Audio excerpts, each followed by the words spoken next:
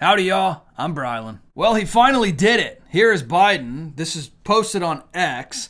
He says, "This nation was founded on a simple yet profound principle. No one is above the law." Okay. He says, not the President of the United States, not a justice on the Supreme Court of the United States. So today, I'm calling for 3 bold reforms to restore trust and accountability to the court and our democracy. I can't even say it with a straight face. And yes, I understand Biden didn't write this himself, but I'm going to refer to it as Biden, right? It's just easy. Now I'm going to show you the absolute insane details of what he's proposing here through what he wrote, his opinion piece on the Washington Post. And I'm going to show you some reactions as well from people within our government, those on the left and the right. And I'm going to share with you what I think they don't want you to actually know about this. But what's absolutely hilarious about this is someone who's been in government for like almost 50 years wants term limits now, but only on certain people. Gee, I wonder who those people are. And hey, hit that like button if you're sick of politicians virtue signaling all the time instead of doing what needs to be done to better the lives of Americans. Also, this whole thing about actually changing the Supreme Court, it's never going to happen because you would need the House, you would need the Senate, you would need the President, but not just that, you would need like 38 of the 50 states to agree and approve of this as well. What they are doing is they are virtue signaling to the extreme left. And make no mistake here, because Kamala announced that she is co-proposing this plan to shake up the Supreme Court. No one is above the law. Those who are above the, you're going to notice that those who are above the law like to say, no one's above the law. So don't think that this is going to go away with Biden. This is what Kamala is standing on as well, trying to save democracy by going above and outside of their idea of democracy. Really, what it is going against our constitutional republic in order to keep power. So here's the actual opinion by Biden. My plan to reform the Supreme Court and ensure no president is above the law. And then underneath it says, we can and must prevent the abuse of presidential power and restore the public's faith in our judicial system. Just the insane, backwards, upside down, in your face hypocrisy here is mind-blowing. He's literally saying we must prevent the abuse of presidential power by me abusing my presidential power. So if I do it this once, then no other president can do it anymore. Right, guys? I mean, and they just want to clarify here that the writer of this is the President of the United States, whoever that is. It says, this nation was founded on a simple yet profound principle. No one is above the law. Not the President of the United States, not a justice on the Supreme Court of the United States. No one.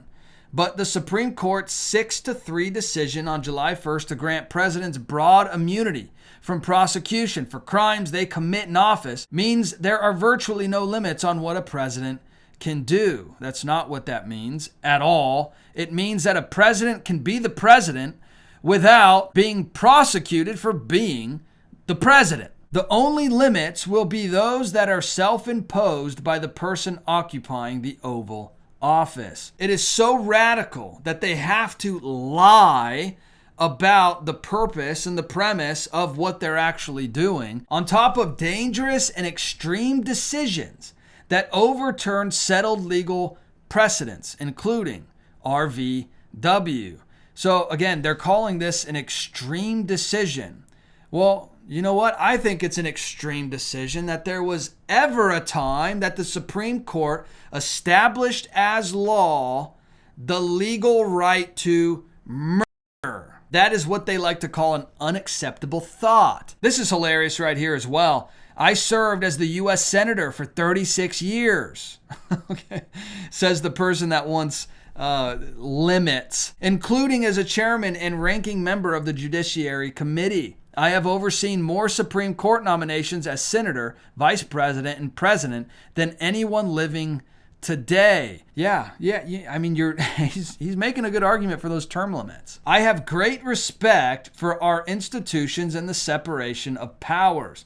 What is happening now is not normal, and it undermines the public's confidence in the court's decision, including those impacting personal freedoms.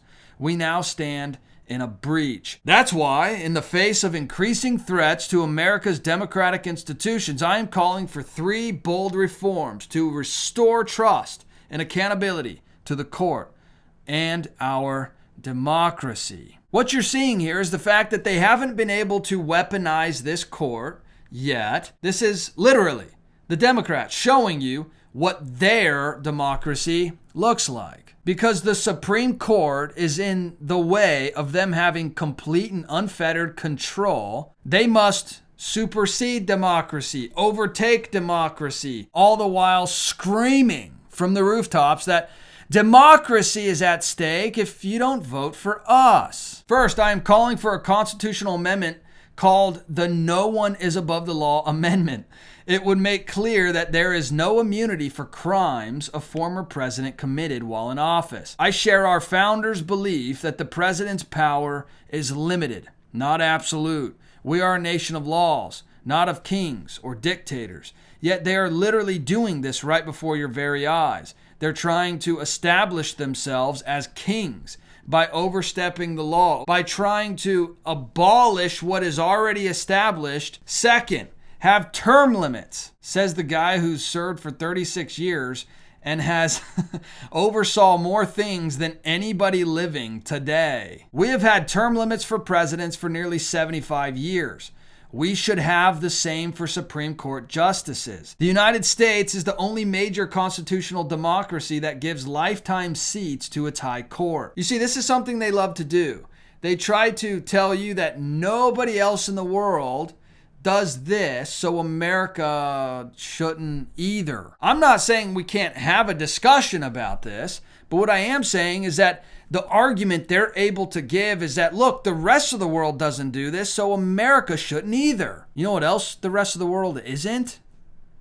America. Term limits would help ensure that the court's membership changes with some regularity. That would make timing for court nominations more predictable and less arbitrary. It would reduce the chance that any single presidency radically alters the makeup of the court for the generations to come. I support a system in which the president would appoint a justice every 2 years to spend 18 years in active service on the Supreme Court. This is hilarious, actually, because when you think about what he's doing here, what he's actually saying is that he's upset that he's only gotten to appoint 1 justice and Trump got to appoint 3. And that's quite the number they came up with there because, well, that's perfect timing for Justice Roberts, Justice Alito, and Justice Thomas to all have to retire next year so that in their mind, when Kamala wins the presidency, she can pack the court with radical leftists. Third, I'm calling for a binding code of conduct for the Supreme Court.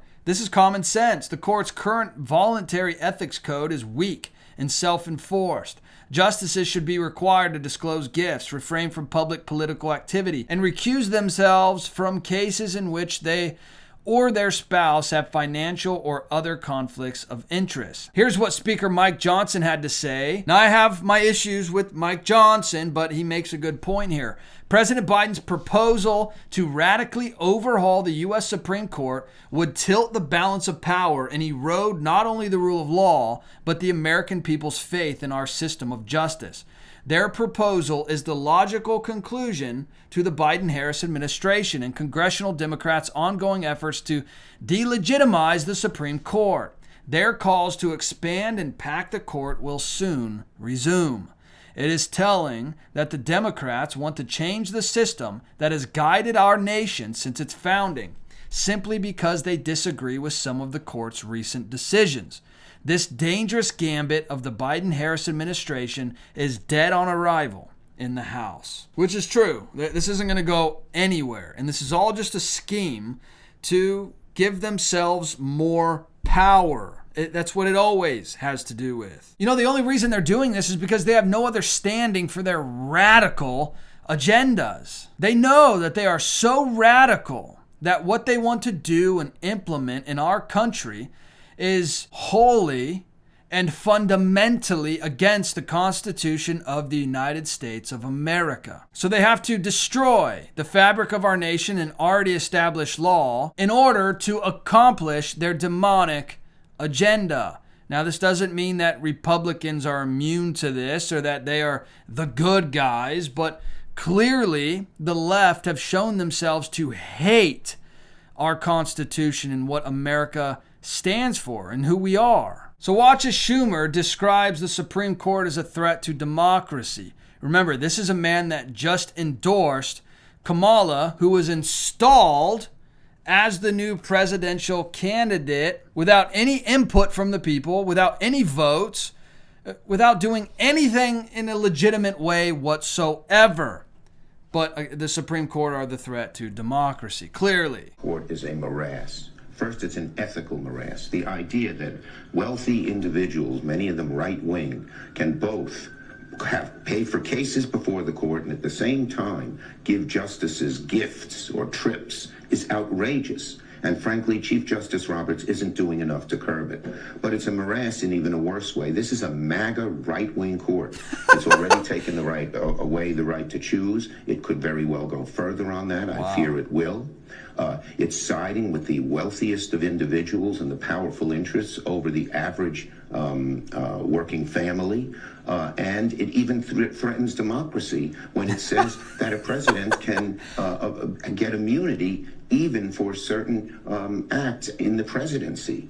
So this court is just a morass, both ethically and substantively. Says the man who's been in government for, close to 50 years and has no morals or ethics whatsoever. Again, because the Supreme Court has not been weaponized by these very people, they desperately want to try to destroy it so that they can take control of it and instill their own puppets into the Supreme Court to, more easily pass their radical agendas and destroy the fabric and the foundation of the United States of America. I want you to be encouraged by Proverbs chapter 19, verse 21. Check this out.